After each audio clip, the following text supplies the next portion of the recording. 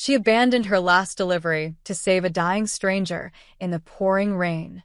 The elderly woman she rescued turned out to be a mafia boss's mother. Now he's decided she's family. And in his world, family is everything. The rain hit Clara's face like tiny needles as she checked her phone one last time. 11:47 p.m. 3 more deliveries, and she'd finally hit her quota for the night. Her sneakers were soaked through, and her delivery bag weighed heavy on her shoulder. The Chinese food inside was probably cold by now, but the customer at Maple Street had prepaid with no tip, so Clara didn't feel too guilty about the delay. She was cutting through the old industrial district when she saw her. An elderly woman sat slumped against a bus stop bench, one hand clutching her chest, the other reaching toward nothing.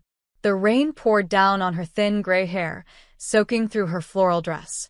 Her lips were moving, but no sound came out. Clara's heart lurched. She looked at her phone. The next delivery was 12 minutes away. If she didn't make it in 15, the app would flag her. 3 flags this month, and she'd lose the job. The woman's hand dropped. "Damn it," Clara whispered, already running. She threw her delivery bag onto the bench and dropped to her knees beside the woman. Up close, she could see the bluish tint to her lips, the shallow rise and fall of her chest. Ma'am, can you hear me?"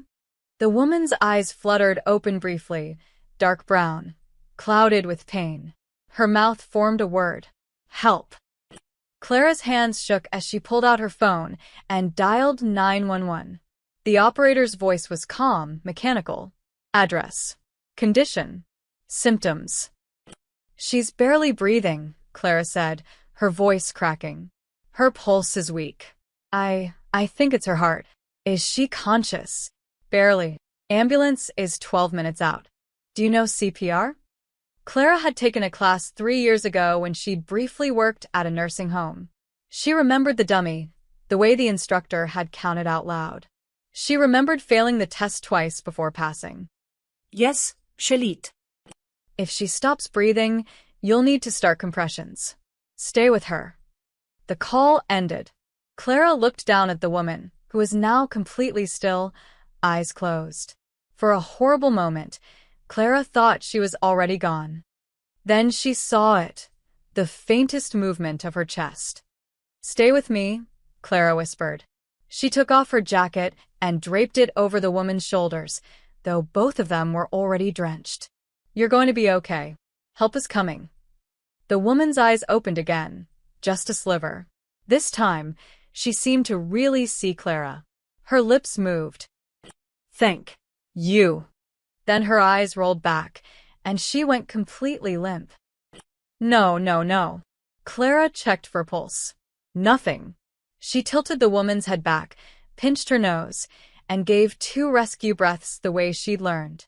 Then she positioned her hands over the woman's chest and started compressions. 1, 2, 3, 4. The rain was so loud, she could barely hear her own counting.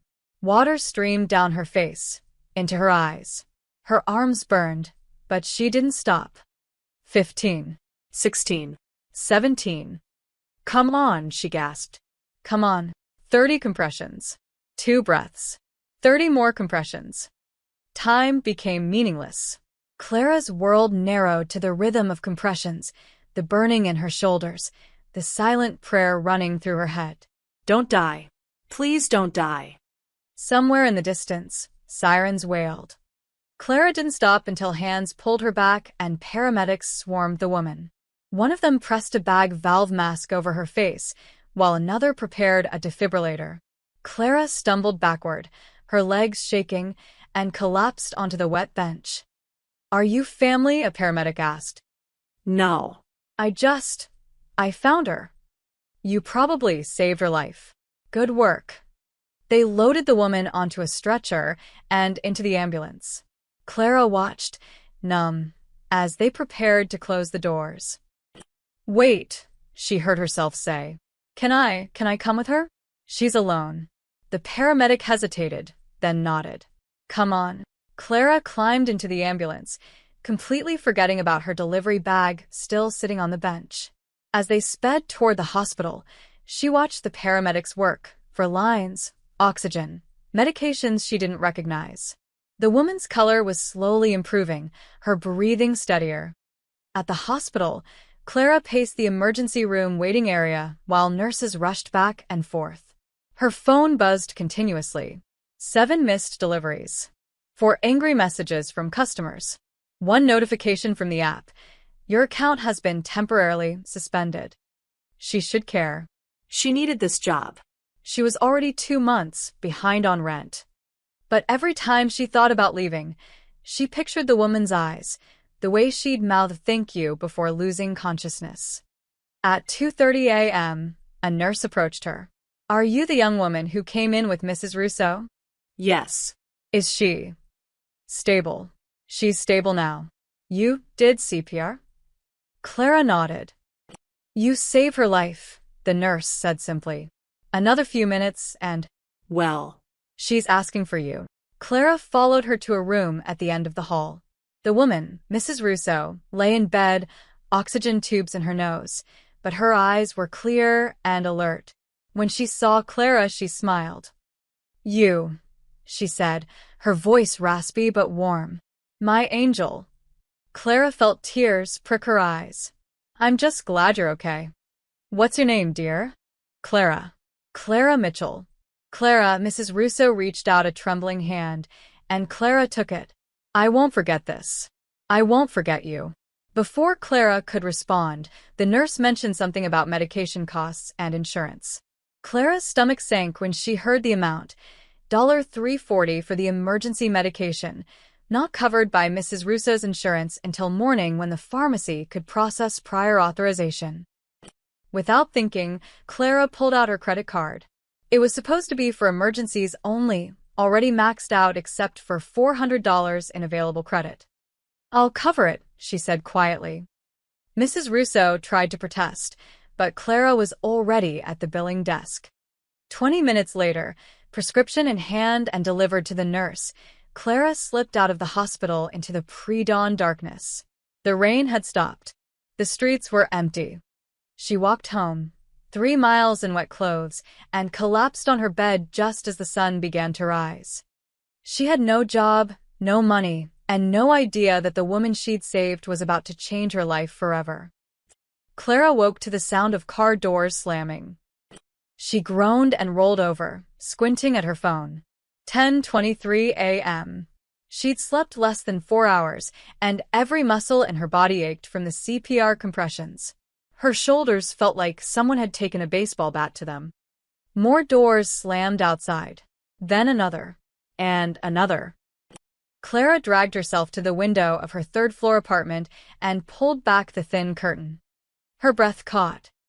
5 black SUVs lined the street below, parked in perfect formation like something out of a movie.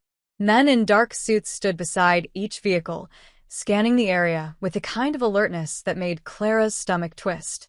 One of them spoke into his wrist, and Clara realized he was wearing an earpiece. What the hell? She whispered. Her neighbors were gathered on the sidewalk, phones out, filming. Mrs. Chun from downstairs was pointing up at Clara's building. Then the center SUV's back door opened, and a man stepped out. He was tall, probably in his mid-40s, with salt and pepper hair swept back from a sharp, angular face. His suit looked expensive, the kind Clara had only seen in magazines. He moved with absolute confidence, and the other men immediately fell into formation around him. He said something to one of them, who nodded and pointed directly at Clara's building. At her window. Clara jumped back, her heart hammering. Were they police? FBI? Had she done something wrong at the hospital? A knock at her door made her jump again. She stood frozen in her tiny living room, really just a corner of her studio apartment with a sagging couch she'd found on Craigslist. The knock came again, firmer this time. Miss Mitchell? We need to speak with you. The voice was calm, professional. Not threatening, but not exactly friendly either. Clara crept to the door and looked through the peephole. 2 men in suits stood in the hallway.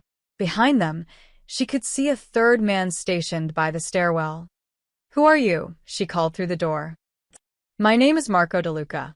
I work for Giovanni Russo. He'd like to speak with you about last night. Russo. Mrs. Russo, the woman from the bus stop. Clara's fear shifted into confusion. She unlocked the door but kept the chain on, opening it just a crack. The man closest to her, Marco, was in his 30s with a neat beard and eyes that seemed to catalog everything about her in an instant. But his expression softened when he saw her face. Miss Mitchell, I apologize for the intimidating arrival. Mr. Russo wanted to thank you personally for what you did for his mother. May he come up? His mother? You mean Mrs. Russo? Is she okay? She's doing very well, thanks to you. Please, Mr. Russo just wants 5 minutes of your time. Clara hesitated, then nodded and closed the door to remove the chain. When she opened it fully, Marco stepped aside, and the man from downstairs appeared at the top of the stairwell. Up close, Giovanni Russo was even more imposing. He had the kind of presence that filled a room, or in this case, a narrow apartment hallway. But when his eyes met Clara's, something in his expression softened. Miss Mitchell, he said, his voice surprisingly warm. May I come in? Clara suddenly became hyper-aware of her apartment. The stack of unpaid bills on the counter, the dishes in the sink, the mattress on the floor because she'd sold her bed frame 2 months ago. But she stepped back and let him enter. Giovanni walked in alone, though Marco remained just outside the door. He looked around the apartment, and Clara couldn't read his expression. Judgment? Pity? She felt her cheeks burn. I apologize for showing up unannounced, Giovanni said, turning to face her. But I needed to meet the woman who saved my mother's life. Anyone would have done the same thing, Clara said quietly. No, Giovanni's voice was firm. They wouldn't have. My mother was alone at that bus stop for nearly 30 minutes before you arrived. 7 people walked past her. Our security footage shows it clearly. Clara blinked. Security footage? The warehouse across the street. We own it. Giovanni moved closer, his expression intense. You didn't just call 911 and wait, Miss Mitchell. You performed CPR for 9 minutes. You rode with her in the ambulance. You paid for her medication with money you clearly don't have. Clara's face grew hot. How did you? The hospital billing records. I hope you don't mind. I had it refunded to your card this morning, with an additional amount to cover your trouble. That's not necessary. I didn't do it for money. I know you didn't. Giovanni reached into his jacket and Clara tensed, but he only pulled out an envelope. That's what makes this even more remarkable. According to my people, you also lost your job because of what you did last night. Clara felt like the floor had dropped out from under her. Your people? I needed to know who saved my mother's life. Giovanni's tone wasn't apologetic. Isabella Russo is the most important person in my world, Miss Mitchell. When someone risks everything to help her, I make it my business to understand why. I didn't risk everything. I couldn't leave her there. Giovanni studied her face for a long moment. Then, he did something unexpected. He smiled. Not a polite smile, but something genuine, almost surprised. My mother said you were an angel. I'm beginning to think she was right. He held out the envelope. Please, Take it. consider it a small token of my family's gratitude. Clara didn't move. I don't want your money, Mr. Russo. I'm just glad your mother is okay. For a moment, Giovanni looked like no one had ever refused him anything before. Then his smile widened. You're remarkable, he said softly. But I insist. At least let me cover what you lost. Your job, the medication, your time. No, really. Then have dinner with us. Giovanni changed tactics smoothly. Tonight. My mother wants to thank you properly. She'll be devastated if you refuse. Clara hesitated. There was something about this man that set off warning bells, but she couldn't quite place why. Still, the thought of Mrs. Russo disappointed made her chest ache. Just dinner? She asked. Just dinner. I promise. Giovanni placed the envelope on her counter anyway. 7 p.m. Marco will pick you up. Please, Miss Mitchell. It would mean everything to my mother. Before Clara could argue, he was gone, Marco closing the door softly behind them. Clara stood in her apartment, staring at the envelope. She told herself she wouldn't open it. She opened it. Inside was a check for $50,000. Clara stared at the check until the numbers blurred. $50,000. She'd never seen that much money in one place. It was more than she'd made in 2 years of delivery work. It was enough to pay off her rent, her credit cards, her student loans from the community college semester she'd dropped out of. It was too much. She grabbed her phone and searched Giovanni Russo. The results made her blood run cold. Businessman and philanthropist Giovanni Russo donates to Children's Hospital. Russo Family Foundation awards scholarships. Giovanni Russo expands real estate empire across tri-state area. But it was the third page of results that made her hands shake. Alleged organized crime figure Giovanni Russo acquitted in federal trial. FBI investigation into Russo family continues despite lack of evidence. Clara's apartment suddenly felt very small. She looked at the check again, then at her door, remembering the men in suits, the SUVs, the way everyone had moved around Giovanni, like soldiers around a general. "Oh God," she whispered. "What did I get myself into?" Across town, in a penthouse office overlooking the city, Giovanni sat behind a massive mahogany desk while Marco stood nearby with a tablet. "Background check is complete," Marco said. "Clara Jane Mitchell, 24 years old. Born in Ohio, moved here 3 years ago. No family, parents died in a car accident when she was 19. No siblings." Giovanni's expression darkened. "She's alone?" "Completely. She's been working delivery jobs since she arrived. Before that, she was a nursing assistant, but the facility closed. She tried college for 1 semester, but couldn't afford to continue." "Financials?" Marco scrolled through his tablet. "She's drowning. 3 months behind on rent. Her landlord's been threatening eviction. 17,000 in debt between credit cards and student loans. Her bank account has $43 in it as of this morning." Giovanni leaned back in his chair. "And yet she spent $340 on my mother's medication." "Money she didn't have," Marco confirmed. "That card was maxed out. She'll be paying 23% interest on it." "Criminal record?" Clean. "Not even a parking ticket. I checked her social media. She barely uses it. No photos, no drama." Her former coworkers all say the same thing. Quiet, hardworking, kind. One of them said she once gave her last $20 to a homeless veteran. Giovanni was quiet for a long moment, his fingers steepled beneath his chin. "What are you thinking?" Marco asked carefully. "I'm thinking that girl has more integrity than half the men who work for us." Giovanni stood and walked to the window. "Did she cash the check?" "Not yet. I have someone watching her bank. And she left her apartment 2 hours ago. Took the bus downtown. She's at the gig economy office trying to get her delivery job reinstated." Giovanni turned. "Is she getting it back?" Marco shook his head. "They have a 3-strike policy. She's been flagged too many times. They're telling her no." Clara sat in the hard plastic chair, trying not to cry. The manager, a guy barely older than her with a patchy beard and a superiority complex, leaned back in his chair. "Look, I get it. You had an emergency. But the policy is clear. 3 strikes in 30 days, you're out." "But I explained what happened. A woman was dying. And that's great." "Really? Good for you," his tone said. He didn't care at all. "But we have thousands of drivers. If we made exceptions for everyone's sob story, the whole system would collapse." Clara's hands clenched in her lap. "Can I reapply?" "Not for 6 months. And, honestly," he glanced at his computer screen, "your rating wasn't great anyway. Late deliveries, customer complaints about cold food." "Because I was working 3 different apps at once to make enough money to live," Clara said quietly. He shrugged. "Not my problem. Have a good day, Miss Mitchell." Clara walked out into the bright afternoon sun, feeling numb. She checked her phone, 2 emails, both rejections from jobs she'd applied to last week.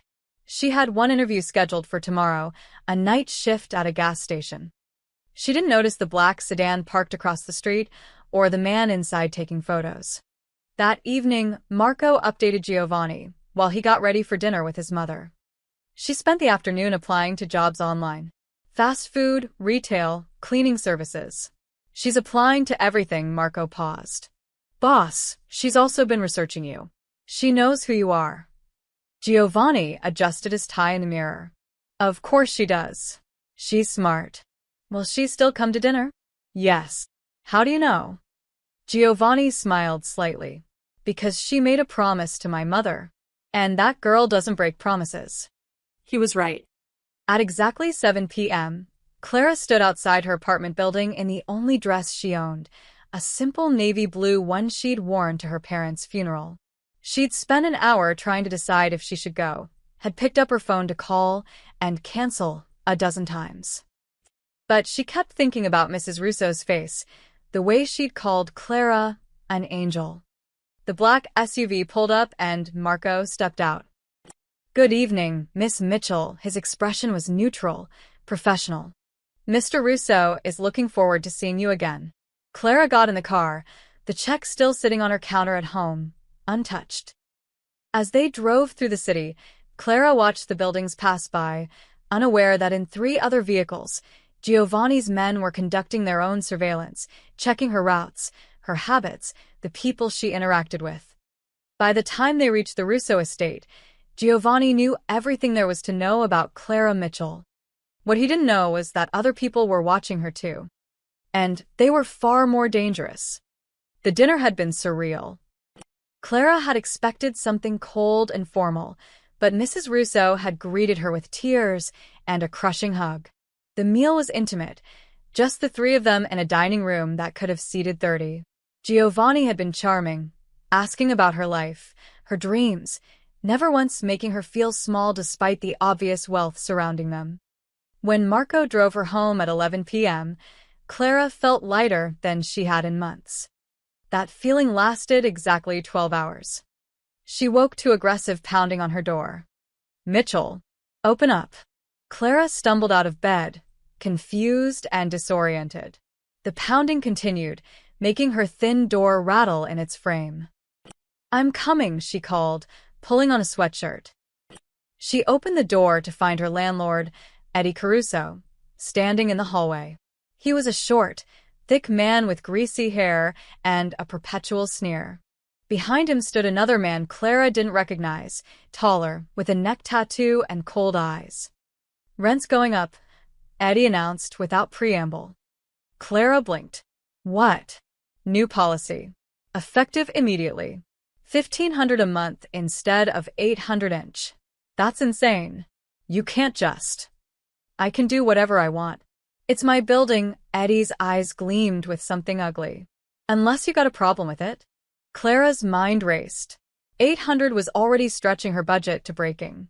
$1,500 was impossible. Eddie, please. I'm already behind. Can we? Yeah. I heard you got some new rich friends. Eddie stepped closer, and Clara caught a whiff of cigarette smoke. Saw all those fancy cars yesterday. The whole neighborhood saw. So either you can afford the new rent, or you can get your sugar daddy to pay it. Clara's face burned. It's not like that. Don't care what it's like. Eddie pulled out a folded paper from his jacket and shoved it at her. New lease agreement. Sign it by Friday or you're out. He turned and walked away, the other man following. But the stranger looked back at Clara, his gaze lingering in a way that made her skin crawl. Clara closed her door and leaned against it, her hands shaking. By noon, the entire building knew about the rent increase. Mrs. Chen cornered Clara in the lobby. Is it true? Eddie's raising everyone's rent. Just mine, I think, Clara said quietly. Because of those men yesterday? The cars.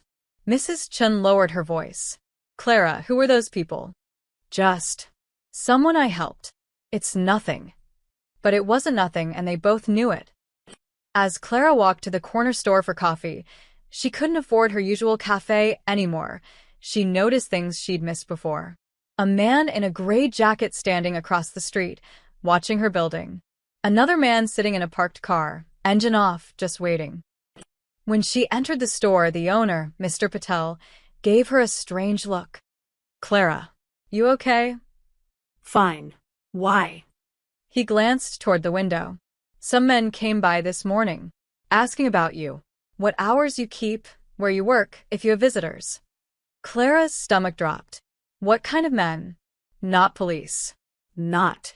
Nice men. Mr. Patel handed her the coffee, waving away her money.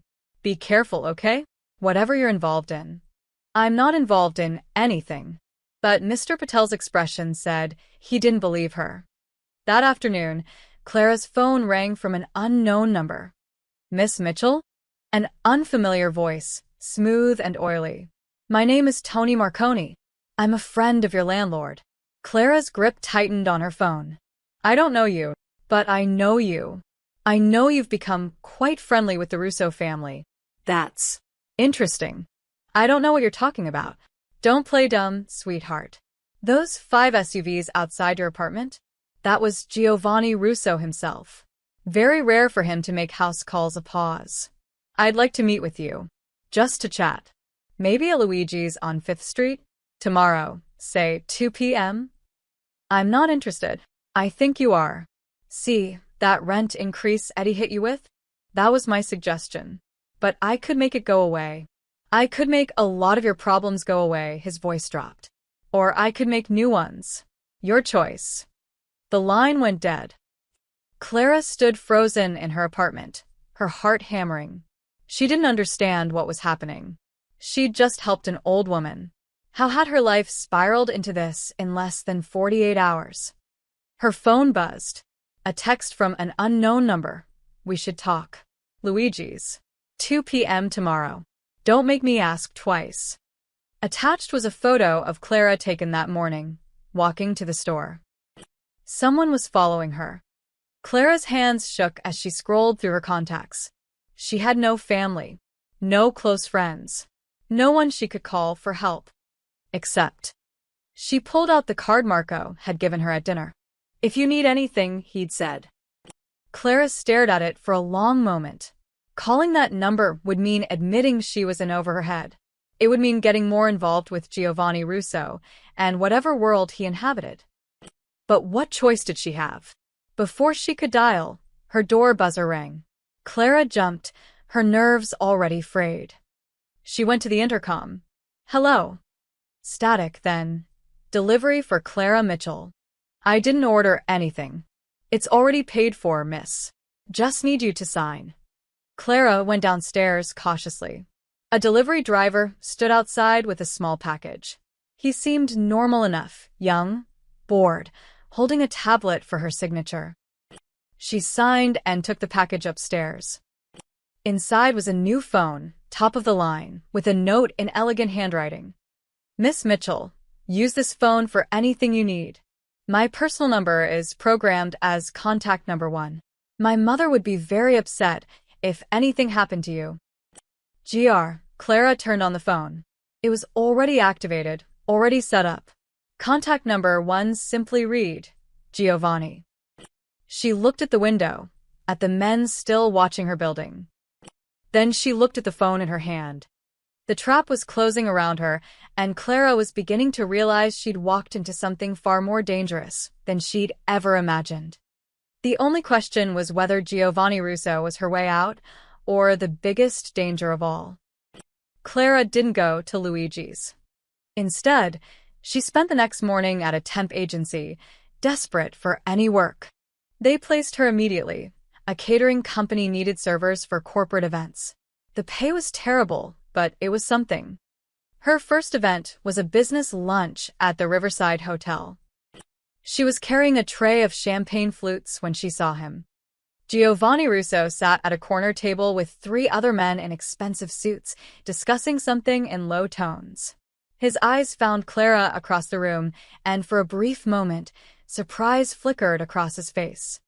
Then he smiled. Clara nearly dropped the tray. She quickly turned away, serving other guests, her pulse racing. It had to be a coincidence. The city was big, but not that big. Rich people went to nice hotels. It didn't mean anything. Except when she glanced back, Giovanni was watching her. An hour later, as she cleared plates from the buffet table, a voice spoke behind her. The salmon was excellent. Clara turned. Giovanni stood there, hands casually in his pockets, looking completely at ease. "Mr. Russo," she managed. "Please, Giovanni." He glanced at her catering uniform. "New job. Temporary. Until I find something better. How are you settling in with the phone I sent?" Clara hesitated. She'd carried it with her, but hadn't used it. It's "Generous. But I can't accept." "You can, and you will." His tone was gentle but firm. "Have you had any more problems? With your landlord or anyone else?" Clara's throat tightened. How did he know about Eddie? "I can handle it." Giovanni's expression darkened. "Clara, if someone is bothering you—" "I said I can handle it." The words came out sharper than she intended. "I appreciate your concern, but I don't need to be rescued again." For a moment, Giovanni looked like he might argue. Then he nodded slowly. "Of course. Forgive me." He pulled out his wallet and handed her a business card, different from the one Marco had given her. "But if you change your mind, my office number is here. Day or night." He walked away, leaving Clara standing there with the card in her hand and a strange mixture of relief and disappointment in her chest. 2 days later, Clara was at the public library, using their free internet to apply for jobs, when someone sat down across from her. Giovanni. Clara stared at him. "Are you following me?" "I'm researching a property investment nearby." He gestured vaguely toward the window. "I saw you through the window and thought I'd say hello."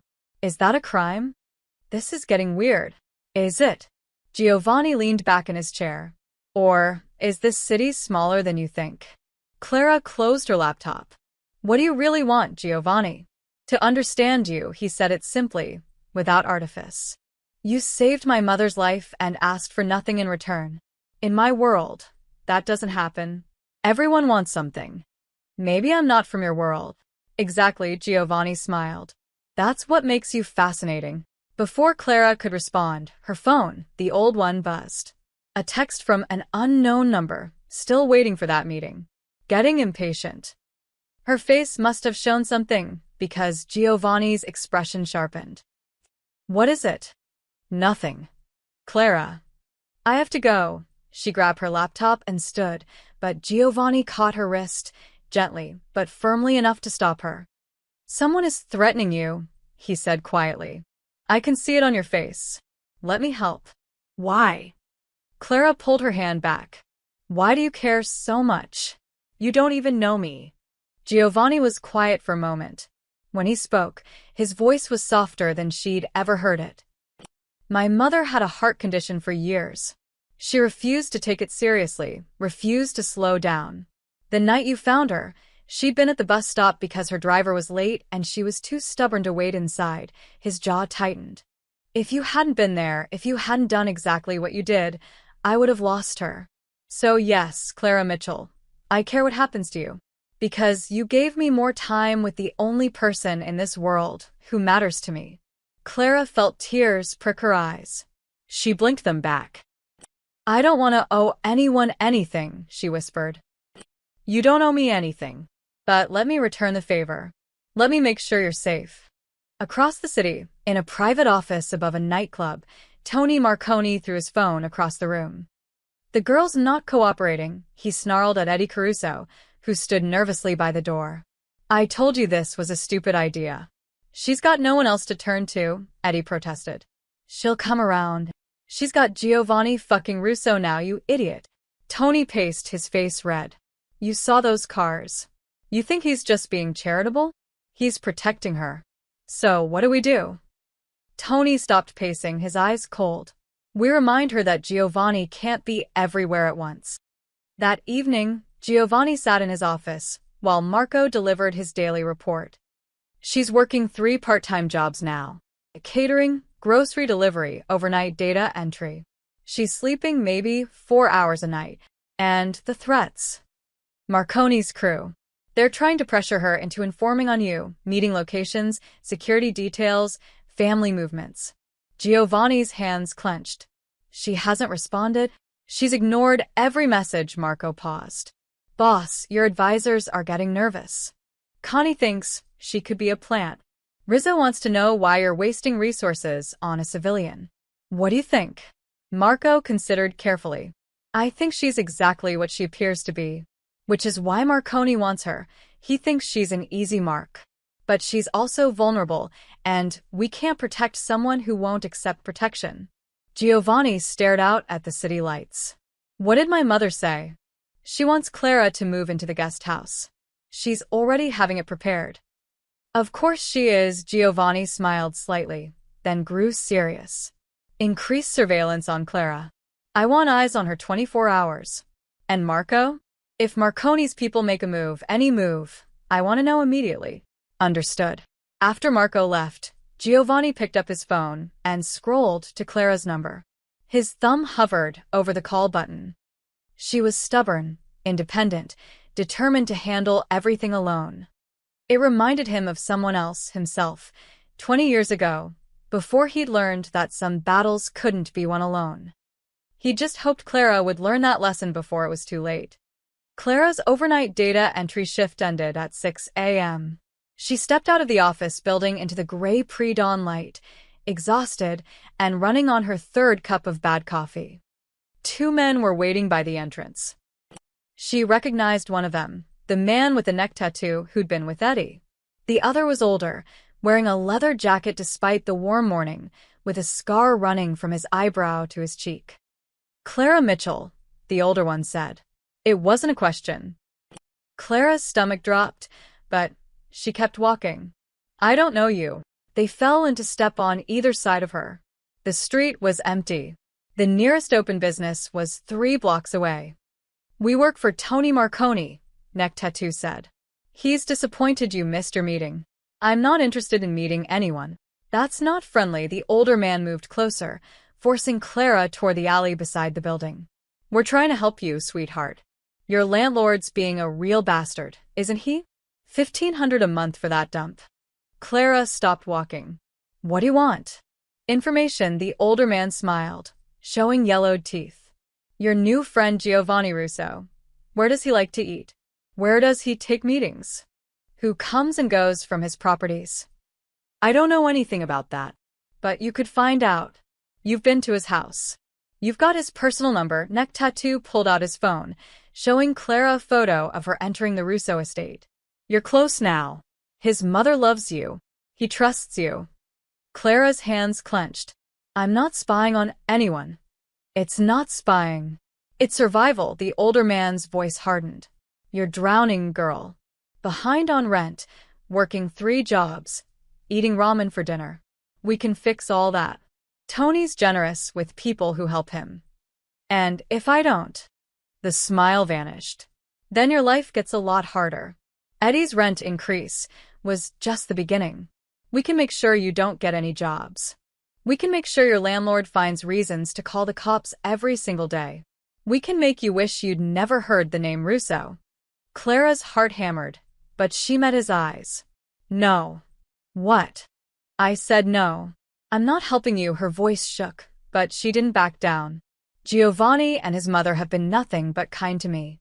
I won't betray them. Neck Tattoo grabbed her arm, squeezing hard enough to hurt. You think Russo actually cares about you? You're nothing to him. A project. A charity case. Let go of me. You're making a mistake. I said let Gio. Clara yanked her arm free and ran. She heard footsteps behind her, but didn't look back, just sprinted down the street toward the 24-hour convenience store on the corner. She burst through the door, startling the clerk. Call the police, she gasped. There are men. But when she looked back through the window, the street was empty. The clerk stared at her. You okay, lady? Clara's legs felt like water.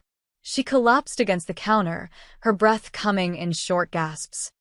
She wasn't okay. She was terrified. 15 minutes later, sitting on the curb outside the store with a bottle of water the clerk had given her, Clara pulled out the phone Giovanni had sent her. Her finger hovered over contact number 1. Pride told her to handle this herself. To go to the regular police, file a report, let the system work. But she wasn't stupid. She'd seen enough movies, heard enough stories. Men like Tony Marconi didn't fear police reports. She pressed the button. Giovanni answered on the first ring. Clara? They came after me. The words tumbled out. 2 men. They wanted me to spy on you, to give them information. They grabbed me and I ran, but… Where are you? Giovanni's voice was sharp, alert. Right now, where are you? Clara gave him the address. Don't move. Someone will be there in 3 minutes. Giovanni, I'm scared. I know. I'm sorry. This is my fault, he paused. But you did the right thing, Clara. Calling me was the right thing. 2 minutes and 40 seconds later, a black SUV pulled up. Marco got out, his expression grim. Miss Mitchell, are you hurt? Clara shook her head. Get in. We're taking you somewhere safe. An hour later, Clara sat in Giovanni's penthouse office, a blanket around her shoulders and hot tea in her hands.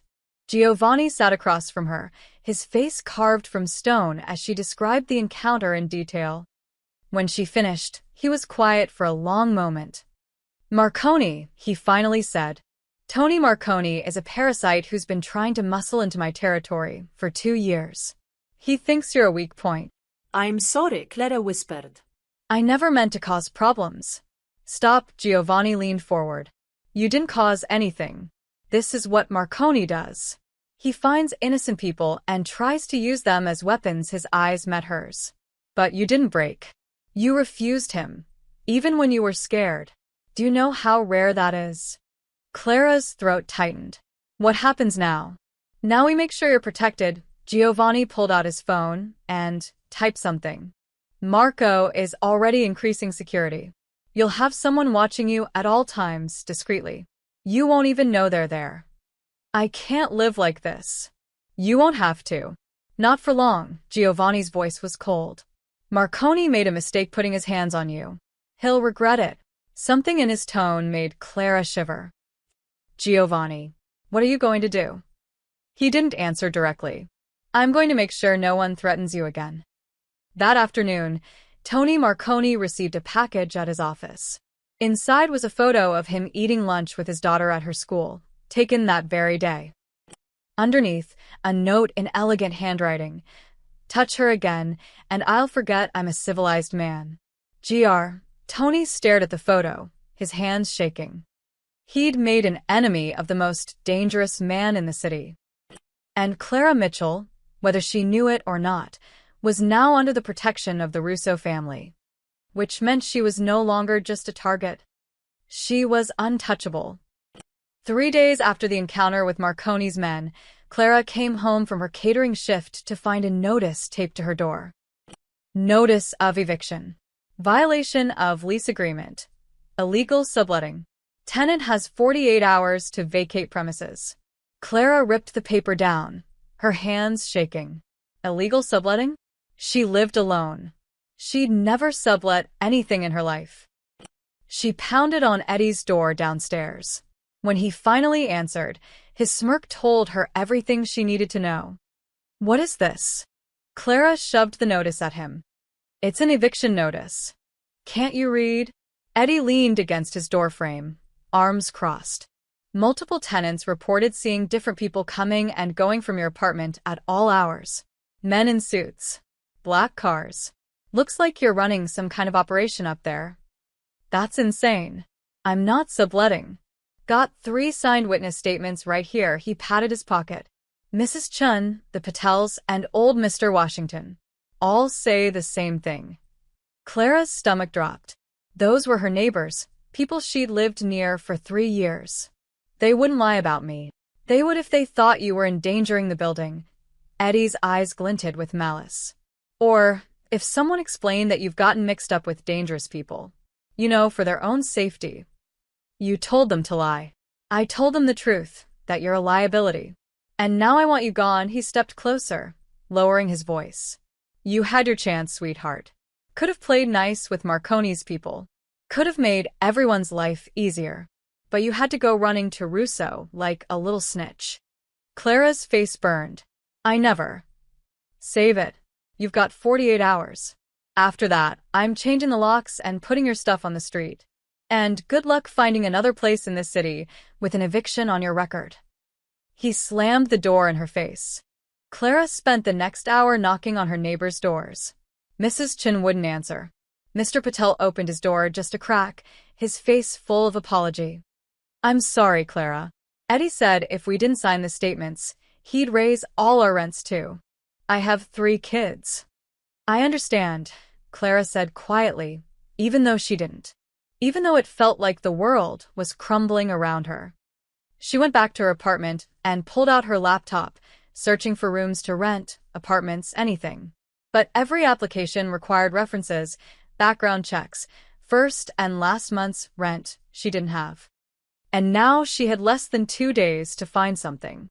Her phone buzzed. The new one Giovanni had given her. A text from him. "Marco says you received an eviction notice. This is illegal. I can have my lawyers." Clara turned the phone off. She didn't want lawyers. Didn't want Giovanni fixing this. Every time he helped her, the target on her back grew bigger. Maybe Eddie was right. Maybe she was a liability. At midnight, Clara started packing. She didn't have much. Her clothes fit into 2 duffel bags. Her books went into a cardboard box. The few dishes, the lamp she'd bought at a yard sale, the threadbare towels, everything she owned fit into the back of a car, if she had a car. She sat on her mattress, surrounded by boxes, and finally let herself cry. She'd come to this city 3 years ago with hope. After her parents died, after the funeral expenses ate through their tiny life insurance policy, she'd thought she could start over, make something of herself. Instead, she was being evicted based on lies, threatened by gangsters, and caught in the middle of something she didn't understand. Her phone, the old one, buzzed. A text from an unknown number. "Heard you're moving out. Smart girl. Russo can't protect you if he doesn't know where you are. Come work for us. Offer still stands." Clara threw the phone across the room. She pulled out Giovanni's phone and stared at it. One call, and this would be over. He'd send lawyers, or worse. He'd make Eddie disappear, probably. She'd seen enough in the past week to know that Giovanni Russo was not a man you crossed. But what would that make her? Someone who used violence to solve her problems? Someone who led a criminal, and that's what Giovanni was. She'd read the articles, fight her battles. Her parents had raised her better than that. She turned the phone off again and went back to packing. At 3 a.m., Clara heard voices in the hallway outside her apartment. She froze, listening. "Tell Marconi she's moving out." Got nowhere to go, Eddie's voice, low and smug. "She call Russo?" Another man's voice, unfamiliar. "Nah. She's too proud. Girl thinks she can handle everything herself," Eddie laughed. "She'll be homeless by tomorrow night. Then she'll be desperate. That's when Marconi can make his move." "What about Russo's people? They watching her?" "Not tonight. I checked. They pulled back yesterday. Probably think the threat's over since Marconi went quiet." The voices faded as they walked away. Clara sat in the darkness, her heart pounding. She'd been so stupid, so stubborn. She'd thought refusing Giovanni's help was noble, thought she was being strong and independent. But Eddie was right. She was proud. And her pride was going to leave her homeless and vulnerable to men who wanted to use her against the one person who'd actually tried to help. Clara looked at the boxes stacked around her apartment, at the eviction notice crumpled on the floor, at her 2 phones sitting side by side on the counter. She'd tried to handle this alone. She'd failed. At 3:47 a.m., Clara picked up Giovanni's phone with shaking hands and typed a message. "I need help. Please." She hit send before she could change her mind. The response came in less than 30 seconds. "On my way." Clara pulled her knees to her chest and waited, surrounded by boxes, for the consequences of finally admitting she couldn't do this alone. Outside her window, the city lights flickered like distant stars. And somewhere in the darkness, Eddie Caruso made the biggest mistake of his life, assuming that Giovanni Russo would let Clara Mitchell slip through his fingers. 20 minutes after Clara sent the text, she heard footsteps in the hallway. Multiple sets. Then a firm knock at her door. "Clara, it's Marco. I'm with Mr. Russo's attorney."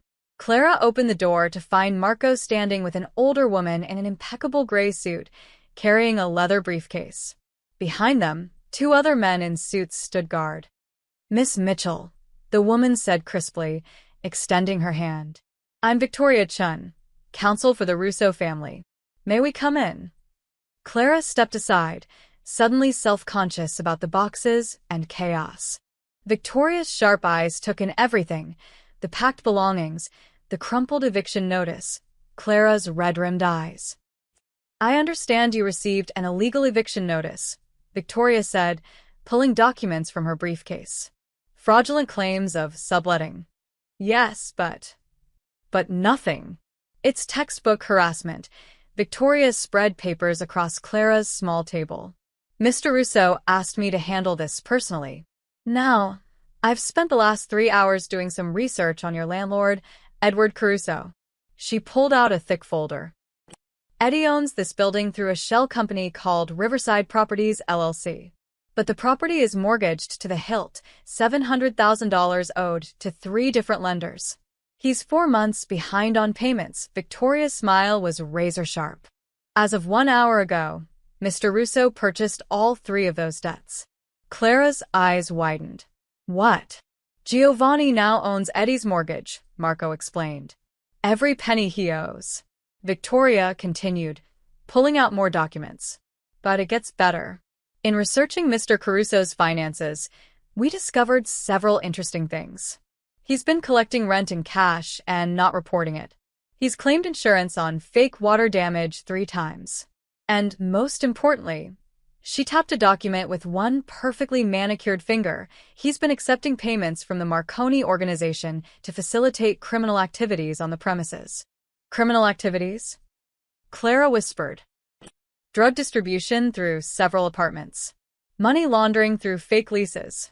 Eddie's been letting Marconi use this building as a front." Victoria's expression was cold.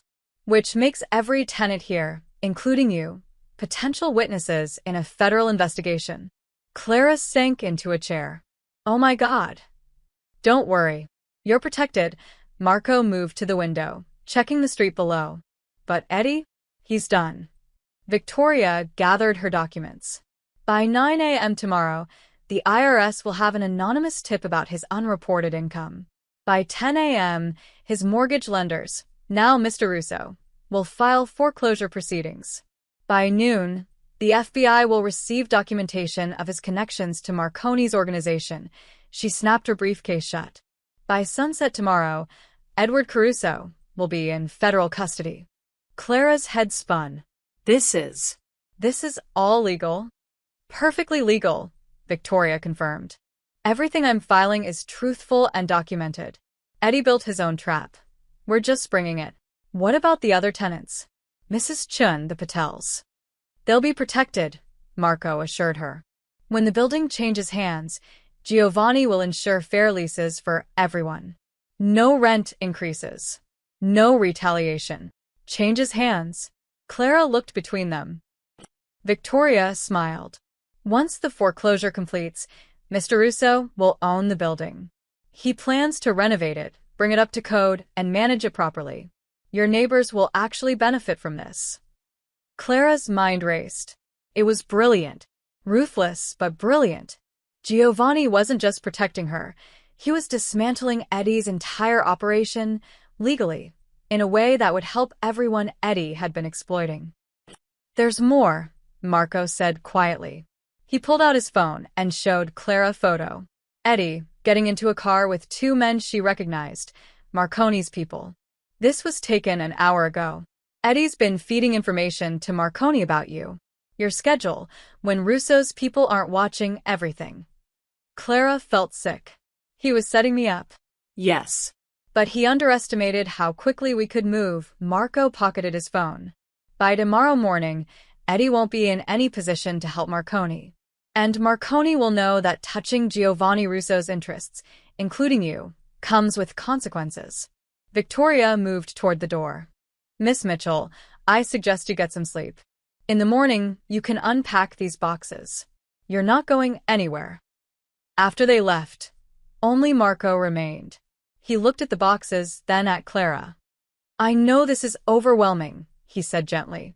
But Giovanni wants you to understand something. This isn't just about protecting you. Eddie was a criminal. He deserved this. We're just accelerating justice. Is that what you call it? Clara's voice was barely a whisper. What would you call it? Clara thought about Eddie's smirk, his threats, the way he'd turned her neighbors against her. She thought about the 2 days she'd spent terrified and alone, too proud to ask for help. Karma, she finally said. Marco smiled slightly. Get some rest, Miss Mitchell. Tomorrow's going to be an interesting day. At 6 a.m., Clara woke to the sound of sirens. She rushed to the window and saw 4 FBI vehicles parked outside. Agents in windbreakers were leading Eddie out of the building in handcuffs. He was shouting something, but she couldn't make out the words. Mrs. Chin stood on the sidewalk with other tenants, watching. When she looked up and saw Clara in the window, she raised her hand in a tentative wave. Clara waved back. Her phone buzzed. A text from Giovanni. Problem solved. Take the day off. Come to dinner tonight, my mother insists. Clara looked at the boxes stacked around her apartment, then at the eviction notice on the table. She picked it up and tore it into small pieces. By 9 a.m., as Victoria had promised, the foreclosure papers were filed. By noon, the IRS had frozen Eddie's accounts. By sunset, Edward Caruso had been charged with tax evasion, fraud, and conspiracy to facilitate organized crime. His entire criminal network collapsed in less than 12 hours. And Clara Mitchell learned a valuable lesson. Giovanni Russo didn't just protect people. He destroyed anyone who threatened them. The question was, did that make her safer, or had she just traded one dangerous situation for another? Dinner at the Russo estate was different this time. Isabella wasn't there. It was just Clara and Giovanni in a smaller, more intimate dining room. Candles flickered on the table, and through the windows, the city spread out below like a carpet of stars. My mother wanted to be here, Giovanni said, pouring wine into Clara's glass. But I asked her to give us time to talk. Alone. Clara's stomach tightened. About what? About what happens next. They ate in silence for a few minutes. The food was exquisite, but Clara barely tasted it. Finally, Giovanni set down his fork and looked at her directly. I need to be honest with you, Clara. Completely honest. Okay. You've read about me. You know what people say. Giovanni's voice was steady, matter of fact. Some of it is true. I'm not a saint. I run businesses that exist in gray areas. I have power in this city that doesn't come from elections or appointments. And yes, I've done things that would horrify you if you knew the details. Clara's hands trembled slightly. Why are you telling me this? Because you deserve to know who you're dealing with, Giovanni leaned forward. But I also need you to understand something else. My mother is the moral center of my life. She's the reason I donate to hospitals, fund scholarships, and try to be more than what my father was. Everything good in me comes from her. Giovanni, you saved her life, Clara. Not just that night at the bus stop, but in how you did it. You could have walked away. You could have called 911 and left. Instead, you stayed. You fought for her. You paid for her medication with money you needed for rent, his voice roughened with emotion. Do you know what that means to me? Clara felt tears prick her eyes. I just did what anyone should do. But they don't.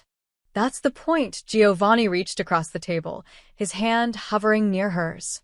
You're a good person in a world that punishes goodness. And now you're caught in the middle of something dangerous because I wasn't careful enough to protect you. You've done nothing but protect me. I destroyed Eddie Caruso's life in 12 hours, Giovanni said quietly. Does that frighten you? Clara thought about it. It should. But no.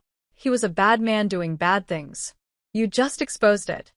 And if I told you I've done worse to people who threaten my family? She met his eyes. I'd believe you. And I'd understand why. Something shifted in Giovanni's expression. Surprise, maybe, or relief. I have a proposition for you, he said. A job offer. Clara blinked. A job. My mother needs a personal assistant. Someone to help manage her schedule, accompany her to appointments, handle correspondence. Someone she trusts. Giovanni paused. She wants it to be you. Me? But I'm not qualified. You're exactly qualified. You have a medical background from your nursing assistant days. You're organized, responsible, and most importantly, my mother adores you. Giovanni named a salary that made Clara's breath catch. You'd live on the estate in the guest house, fully furnished, all utilities included. Health insurance, dental, a car. And most importantly, you'd be safe. Protected. Clara stared at him. This is too much. It's what the position pays. And Clara, this isn't charity. My mother genuinely needs help, and she wants someone who sees her as a person, not as the Russo matriarch. His voice softened. She talks about you constantly. How kind you were, how you held her hand in the ambulance. You made her feel safe when she was terrified. I don't know anything about your world. The people, the expectations. You'll learn. Marco will help you navigate everything. Giovanni leaned back. I won't lie to you. This life comes with complications. You'll meet people who are dangerous. You'll see things that might make you uncomfortable. But you'll also be part of something, a family that takes care of its own. Clara's mind spun. A real salary. A safe place to live. No more juggling 3 jobs, no more ramen dinners, no more fear. But also, Giovanni's world. The violence lurking beneath the surface. The knowledge that she'd be tied to a man who operated outside the law. What if I say no? She asked quietly. Giovanni's expression didn't change. Then Marco drives you home, and we remain friends. My mother will be disappointed, but she'll understand. And you'll still be protected. I won't let Marconi or anyone else hurt you. But you'll go back to struggling. Working yourself to exhaustion. Looking over your shoulder, Giovanni's eyes held hers. And I'll worry about you every single day. Clara felt the weight of the decision pressing down on her. Every practical part of her brain screamed to accept. Every cautious instinct warned her to run. Can I think about it? She whispered. Of course. Take all the time you need. But they both knew the answer. Clara thought about her empty apartment, her dwindling bank account, her complete lack of family or safety net. She thought about Isabella's warm smile, the way she'd called Clara an angel. She thought about Giovanni, who destroyed her enemies and was now offering her a lifeline, asking for nothing in return except that she care for his mother. I don't need time, Clara heard herself say. I'll do it. Giovanni's face transformed with a genuine smile. You will? On one condition. Clara's voice was stronger now. I want to do this job well. Really well. Not because you rescued me, but because I'm actually good at it. Can you accept that? I wouldn't want it any other way. Giovanni stood and extended his hand across the table. Clara took it, feeling the warmth of his grip, the calluses that spoke of a life more complicated than expensive suits suggested. Welcome to the family, Clara Mitchell, Giovanni said softly. And just like that, Clara's old life ended. The new one, dangerous, uncertain, but filled with possibility, had begun. The guest house was bigger than Clara's entire apartment had been. 2 bedrooms, a full kitchen, a bathroom with a tub that actually worked, and windows that overlooked the estate's gardens. When Marco had shown her around on her first day, Clara had stood in the middle of the living room and cried. Too much? Marco had asked gently. No. It's perfect. I didn't know places like this existed for people like me. You're not people like you anymore, Marco had said. Your family, that was 3 weeks ago. Now, Clara sat at Isabella's bedside, reading aloud from a novel about a woman who owned a bookshop in Paris. Isabella's eyes were closed, but Clara knew she was listening by the small smile on her face. And so she decided, Clara read, that every ending was simply a new beginning in disguise. Like you, Isabella murmured, opening her eyes. You had an ending, and now look at you. A beautiful new beginning. Clara set the book down. How are you feeling today? Any chest pain? Stop fussing. I'm fine, but Isabella's smile was warm. You're too good at this job, you know. I'm getting spoiled. That's the point. Clara checked Isabella's medication schedule on her tablet. You need to take your evening pills in an hour. And Dr. Morrison said to remind you about tomorrow's cardiology appointment. I don't need to go. Yes, you do. Giovanni will drive us himself if he has to. Isabella laughed. You're not afraid of him at all, are you? Clara thought about that. 3 weeks ago, Giovanni had terrified her. Now, she'd learned to see past the intimidating exterior to the man underneath, devoted to his mother, fair with his people, surprisingly funny when he relaxed. I respect him, Clara said carefully. But no, I'm not afraid. Good. He needs more people in his life who aren't afraid. Isabella reached for Clara's hand. I'm so glad you're here, dear. You've brought light to this house. Not everyone agreed. Clara felt it most acutely during family meetings, when Giovanni's inner circle gathered in the main house to discuss business. She wasn't part of those meetings, but she often saw the men arriving and leaving.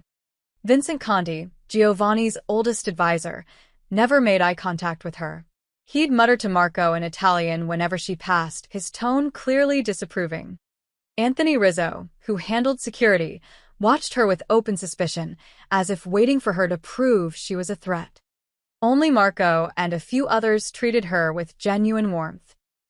One afternoon, Clara was helping Isabella down the garden path when Vincent and Giovanni emerged from the main house, deep in conversation.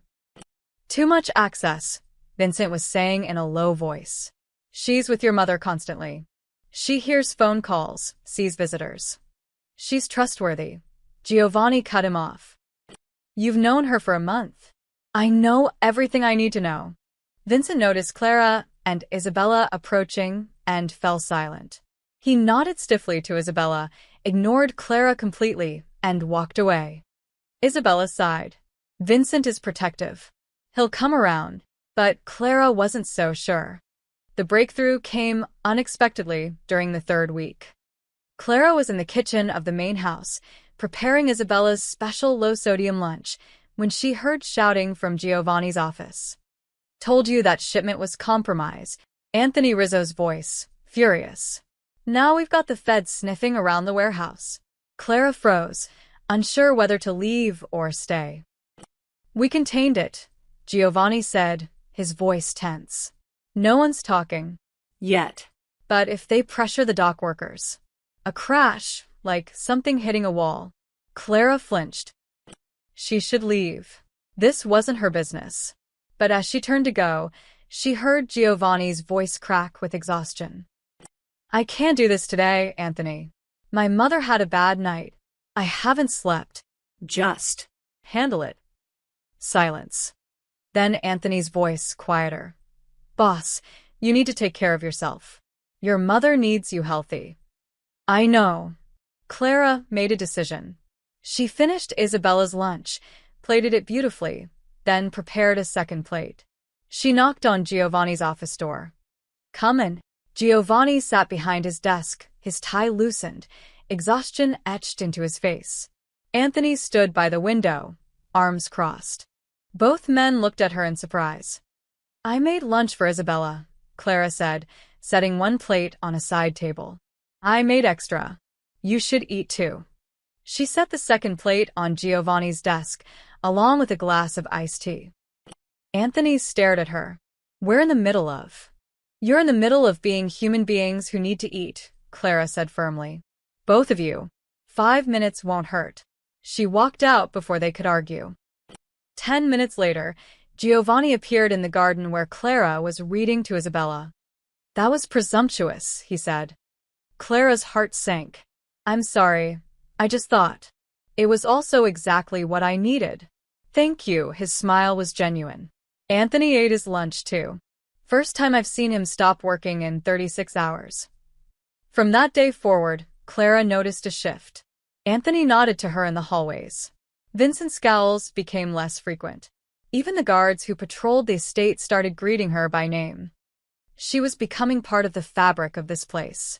One evening, Clara sat with Isabella on the guest house porch, watching the sunset paint the sky in shades of orange and pink. "Are you happy here?" Isabella asked suddenly. Clara thought about her old life, the fear, the exhaustion, the loneliness. Then she thought about the past 3 weeks, meaningful work, genuine connections, feeling safe for the first time in years. "Yes," she said softly. "I never imagined I could be, but yes." "Good," Isabella squeezed her hand. "Because Giovanni is planning something special. A family gathering next week. He wants to introduce you properly to everyone." Clara's stomach flipped. Everyone. Everyone who matters in our world. Isabella's eyes twinkled. "Don't worry. They'll love you." How could they not? Clara wasn't so sure. But as she watched the sun sink below the horizon, she realized something important. For the first time since her parents died, she wasn't alone. She had a home, a purpose, a family strange and complicated as it was. And she was ready to fight to keep it. Clara had never seen so many expensive suits in one place. The Russo estate's grand ballroom, which Clara hadn't even known existed until yesterday, glittered with chandeliers and was filled with at least 200 people. Men in tailored tuxedos, women in designer gowns, servers moving through the crowd with champagne on silver trays. "I can't do this," Clara whispered to Marco, who stood beside her in the entrance hall. "Yes, you can." Marco adjusted his own suit jacket. "You've faced down Marconi's thugs and won over Vincent Conti. This is just a party. A party where everyone is going to judge me. They're going to see exactly what Giovanni wants them to see, that you're under his protection, that you matter to this family." Marco's expression was serious. "This isn't just a social event, Clara. This is Giovanni making a statement." Before Clara could ask what he meant, Isabella appeared, stunning in a deep blue gown. "There you are." She took Clara's hands, her eyes shining. "You look beautiful, dear." Clara glanced down at her dress, a simple but elegant emerald green gown that Isabella had insisted on buying for her. It was the most expensive thing Clara had ever worn. "I feel like an imposter," Clara admitted. "Nonsense. You belong here." Isabella linked her arm through Clara's. Come. "Giovanni is waiting." They entered the ballroom together, and Clara felt dozens of eyes turn toward them. Conversations paused. She heard whispers ripple through the crowd. "That's her? Just some girl off the street. Saved Isabella's life, apparently."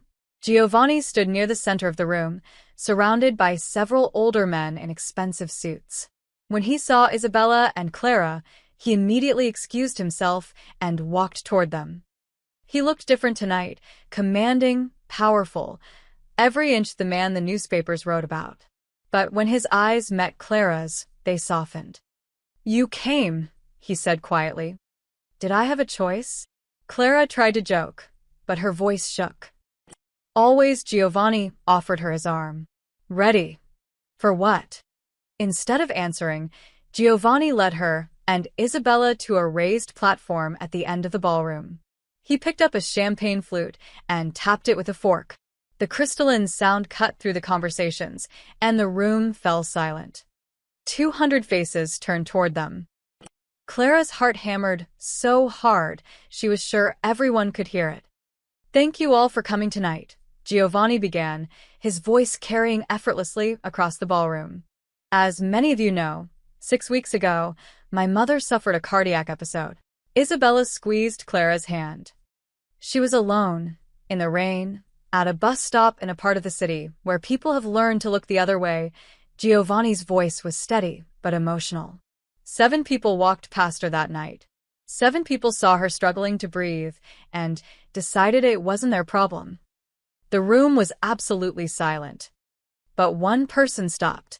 One person abandoned her own responsibilities, her own livelihood, to save a stranger's life. Giovanni turned to Clara, and suddenly every eye in the room was on her. Clara Mitchell performed CPR for 9 minutes in the pouring rain. She rode with my mother to the hospital. She paid for medication with money she couldn't afford to lose. Clara felt tears prick her eyes. She did all of this without knowing who my mother was, without expecting anything in return. She did it because it was right. Giovanni's voice grew stronger. And when dangerous people tried to use her kindness against this family, she refused to betray us. Even when threatened. Even when she had every reason to walk away. Whispers erupted around the room. Clara saw people exchanging glances, some surprised, others calculating. Clara Mitchell is now my mother's personal assistant, Giovanni continued. But more than that, she is under this family's protection. She is part of this household. And I want everyone in this room, everyone in this city, to understand what that means. He looked directly at several men scattered throughout the crowd, his gaze hard as steel. Anyone who threatens her threatens the Russo family. Anyone who harms her answers to me personally. The temperature in the room seemed to drop. Is that understood? A murmur of agreement rippled through the crowd. Giovanni raised his glass. To Clara Mitchell, the woman who reminded me that goodness still exists in this world. To Clara, the room echoed, glasses rising. Clara felt dizzy. She hadn't expected this public declaration, this unmistakable message that she was now part of something much bigger than herself. As the crowd returned to their conversations, people began approaching. Business associates congratulating her. Women in expensive jewelry sizing her up. Men who ran Giovanni's operations nodding with newfound respect. Through it all, Clara felt the weight of what had just happened. Giovanni hadn't just introduced her.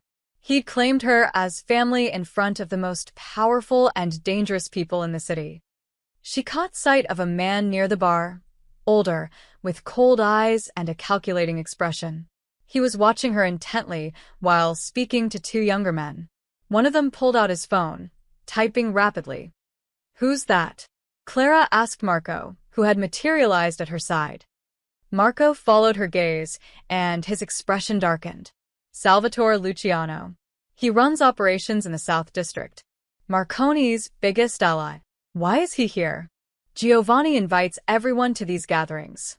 Keep your friends close and your enemies visible. Marco moved slightly, positioning himself between Clara and Luciano's line of sight. Don't worry. He won't try anything here. But Clara noticed Luciano watching her throughout the evening, his expression thoughtful, as if he were working out a puzzle.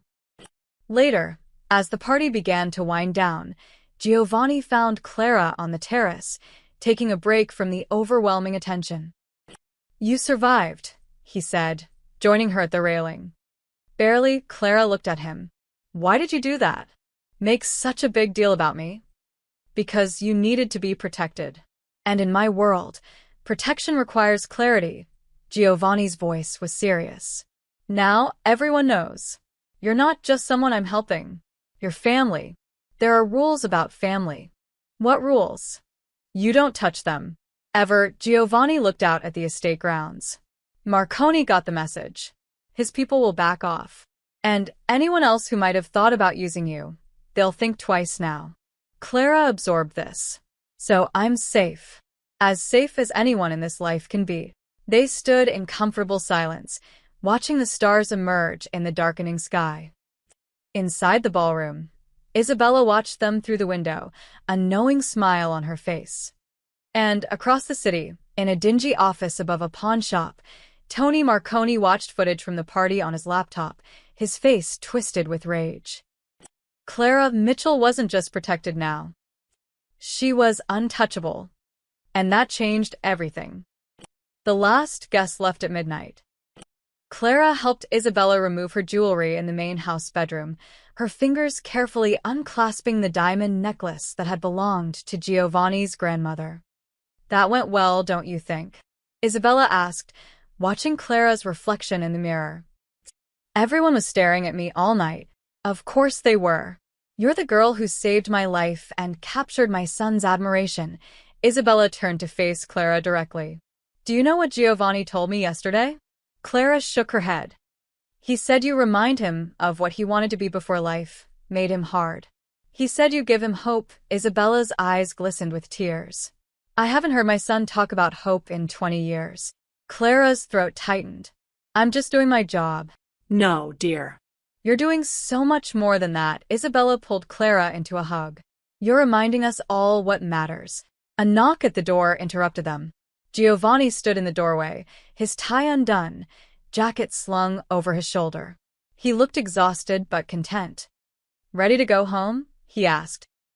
Isabella stood, linking one arm through Clara's and the other through Giovanni's. Walk with me. Both of you. I want to see the gardens in the moonlight. They walked through the estate's grand hallways, past staff members cleaning up from the party, through the French doors and into the cool night air. The garden paths were lit by soft lanterns, and the fountain in the center courtyard sparkled like liquid silver. Do you remember, Isabella said softly, when you were a boy, Giovanni, and you asked me what made someone part of a family? Giovanni smiled. I said it was blood. And I told you that you were wrong. Isabella squeezed both their arms. Family is chosen. Family is who shows up when everything falls apart, who sees you at your worst and stays anyway. They walked in silence past the rose bushes, the night jasmine filling the air with its sweet scent. Clara thought about the rainy night 6 weeks ago. She'd been a struggling delivery girl with no one and nothing, terrified and alone. She'd stopped at that bus stop not because she was brave or special, but because she couldn't walk away from someone who needed help. One choice. One moment of compassion. And it had changed everything. I need to tell you both something, Clara said suddenly. They stopped walking. Giovanni and Isabella looked at her with concern. I've been scared, Clara admitted. Every day since I accepted this job, I've been terrified that I'd wake up and this would all disappear. That I'd mess up somehow and lose this. Her voice broke. Lose you both. Clara, Giovanni started, but she shook her head. Let me finish. I spent so long alone after my parents died. I forgot what it felt like to have people who cared, who noticed when I was tired or sad or scared. Tears streamed down Clara's face. You gave me more than a job or a home. You gave me a family. And I need you to know that I won't take that for granted. Ever. Isabella was crying too, pulling Clara into another tight embrace. You silly girl. Don't you understand? We're the ones who are grateful. You gave me my life back. You gave my son someone to believe in again. Giovanni wrapped his arms around both of them, his voice rough with emotion. You're stuck with us now, Clara Mitchell. No backing out.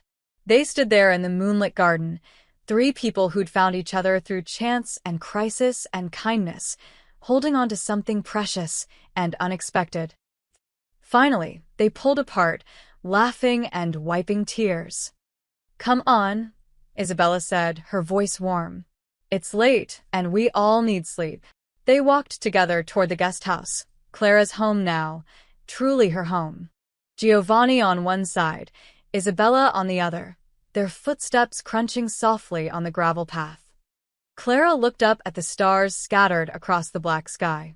She thought about the girl she'd been 6 weeks ago, broke, alone, fighting just to survive. That girl would never have believed this moment was possible. Thank you, she whispered. For what? Giovanni asked. For seeing me, for letting me be part of this. No, Isabella said firmly. Thank you for stopping at that bus stop. Thank you for having a good heart in a world that tries to harden everyone. They reached the guest house porch. Inside, the lights were on. Marco had prepared evening tea, as he did every night now, leaving it in a thermos with Clara's favorite cookies. Breakfast tomorrow? Giovanni asked. All 3 of us? I'm thinking pancakes. You don't cook, Isabella said with mock severity. I'll order from that place Clara likes. Clara laughed, a real, genuine laugh that echoed through the quiet night. That sounds perfect.